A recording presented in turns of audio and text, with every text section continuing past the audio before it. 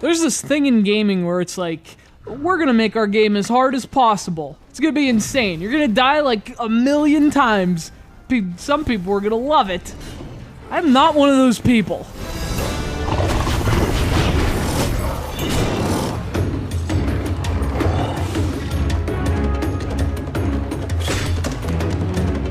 See, I'm not the world's most skilled gamer. And frankly, I don't care. I mean, I play games for fun. So when I play a game like this, my first reaction is one of total confusion. I mean, why design a game that's prohibitively difficult? Its audience is inherently limited. I mean, don't you want lots of people to play your game?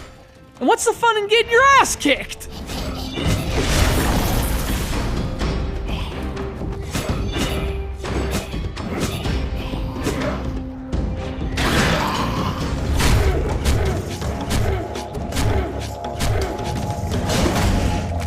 That's what I was thinking in my first few minutes with Strength of the Sword 3, this ridiculously tough PlayStation Network beat-em-up. It's a brawler in which you're not faced with strength of numbers, but strength of opponent. Each enemy is an event, which requires detail and precision, and most of the time perfection. But you know, the funny thing is, the game sold me. After a while, I started to appreciate that difficulty, despite its needlessly overcomplicated mechanics.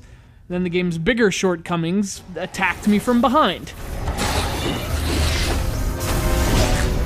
So you play as some guy, I don't know, you're never really told much, which is fine because I don't really care. I just want to play. Fortunately, this game lets me. You start off with a tutorial that's already tough enough to kill you. See, the game's built around this complicated battle system that's really all about counterattacks. I mean, I don't know, I'm not very good at this. So enemies attack, you lock on, kind of, and you fight. And your first instinct is to swing away, but that's exactly what the game doesn't want you to do. Try it and you end up dead in seconds. So you have to block, you have to dodge, you have to counter. I mean, to survive even one battle is a challenge. As is figuring out how to play. I mean, there's some really complex combos. And I'm not talking about delicious pretzel snacks either.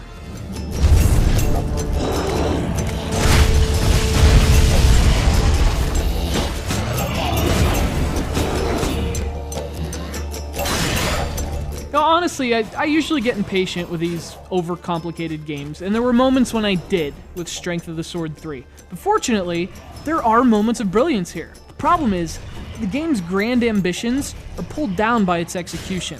I mean, it's hard to really become invested in these complex battles when you can't freaking see them.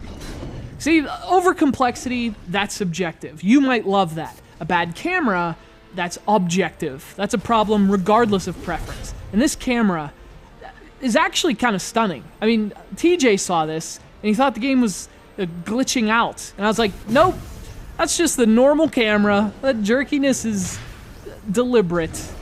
He didn't speak for an hour, which was actually delightful. Speaking of delightful, the game looks awesome. I love the art, I love the style. I guess the game was developed by like 3 guys too, which is both impressive and kind of instructive. I mean, this is a pretty ambitious game with pretty ambitious ideas. And the fact that those ideas are undermined a bit by some technical problems is a lot more understandable given its modest creation.